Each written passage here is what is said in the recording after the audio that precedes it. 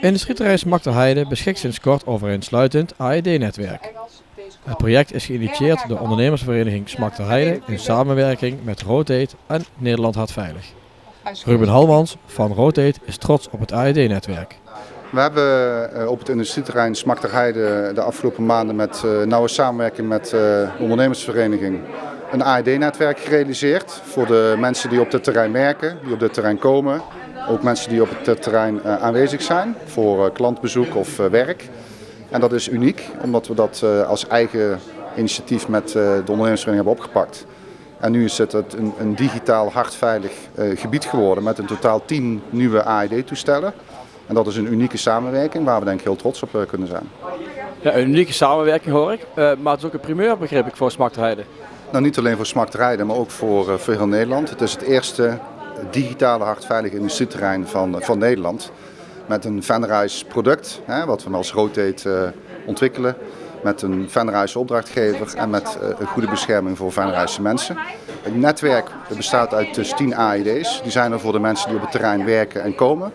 Maar die zijn er ook voor de omliggende woongebieden.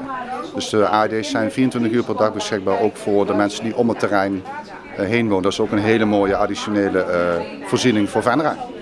Ja, en dat netwerk bestaat dus uit 10 AED's, wat u net al zei.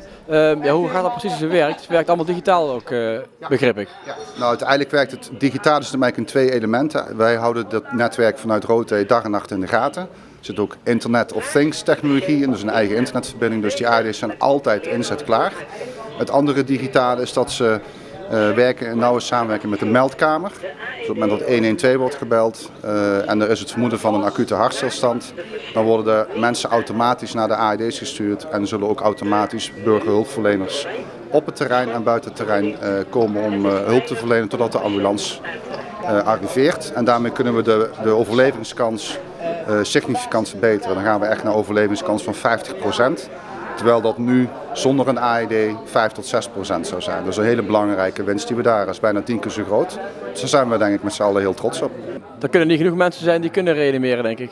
Nee, reanimeren is eigenlijk een vaardigheid waar ik van zou zeggen dat zou iedereen eigenlijk moeten leren. Het is natuurlijk voor een acute hartstilstand een belangrijke zaak, maar ook bij een verdrinking of bij een verstikking. Dan kun je in ieder geval wat doen. Want in het geval van een acute hartstilstand, ja, iemand valt meteen neer. Er is geen voorwaarschuwing. Iemand gaat niet zitten, die valt neer. En dan moet je meteen in actie komen. En als je dan getraind bent, weet je wat je kunt doen. En wat het mooie is van het netwerk, als je hier overdag bent, kun je hier helpen. Ben je s'avonds thuis, kun je in je buurt helpen. En ben je zondag op het voetbalveld, kun je daar helpen. Dus daar heeft iedereen wat aan. En het zijn denk ik vaardigheden die iedereen gewoon zou moeten hebben. We hebben in Venray de stichting Hart voor Hart. Waar je als vrijwilliger kan aanmelden om burgerhulpverlener te worden. Zij zullen je dan vaardigheden bijbrengen en dat ook blijven ontwikkelen. En op de website van Hart voor Hart kun je daar ook aanmelden als je in de gemeente Venray woonachtig bent. En dan kunnen we hebben nu 750, maar we willen naar 1000.